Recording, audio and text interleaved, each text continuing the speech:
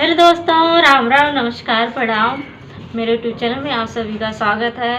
मैं गाने जा रही हूँ एक सुहाग गीत। अगर अच्छा लगे तो चैनल को लाइक, सब्सक्राइब, शेयर जरूर करिएगा और अपना प्यार दुलार आशीर्वाद बनाए रखिए चैनल पे। सो गाइस, शुरू करती हूँ आज के ये गीत, सुनिएगा।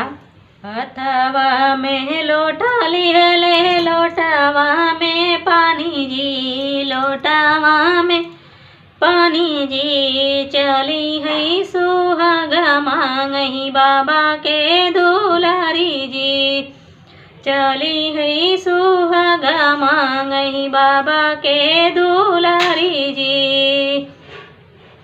हथवा में लोटा लिहले, लोटावा में पानी जी, लोटावा में पानी जी। चली है सुहागा मांगई बाबा के दुलारी जी। चली है सुहागा मांगई बाबा के दुलारी जी।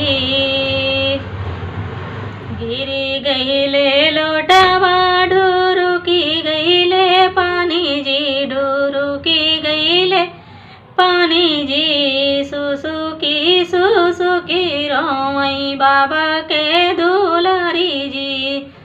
सुसुकी सुसुकी रोवई बाबा के दुलारी जी।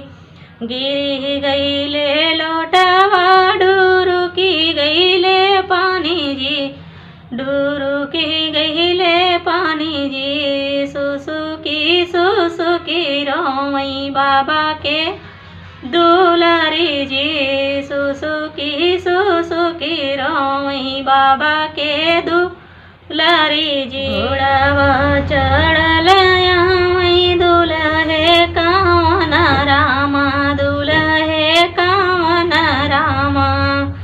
काहे धान हरवा ताड़ू बाबा के दुलारी जी। काहे धान रोवा ताड़ू बाबा के दुलारी जी। घोड़ावा चढ़ल आवई दुल्हे कावना रामा, दुल्हे कावना रामा।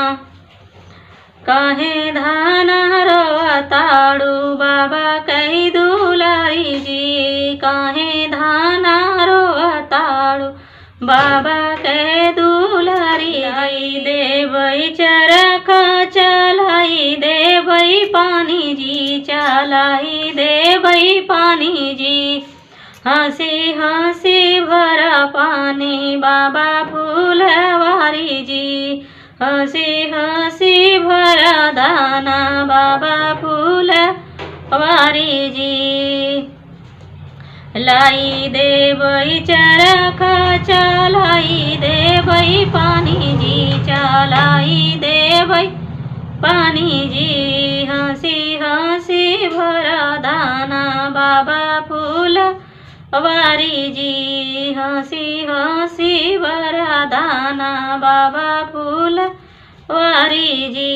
हथवा में लोटा लिहले, लोटावा में पानी जी, लोटावा में पानी जी। चली है सुहागा मांगई बाबा के दुलारी जी। चली है सुहागा मांगई बाबा के दुलारी जी।